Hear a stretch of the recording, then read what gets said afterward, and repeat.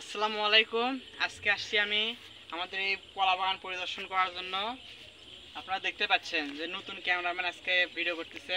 এই যে এদিকে দেখাও নদী, আমাদের পাশে নদী নদী দেখা, এই যে নদীর পানি আস্তে আস্তে ধীরে ধীরে ফুলে ফেঁপে উঠতেছে। আর কিছুদিন বাদে দেখা যায় যদি নদীর পানি বাড়ে তাহলে আমাদের এই কলা বাগানে আসবে।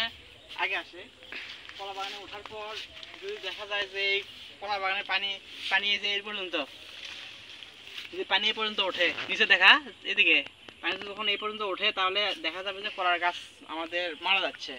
তখন আর কোনো রক্ষা করার মতো আর কোনো ব্যবস্থা হবে না।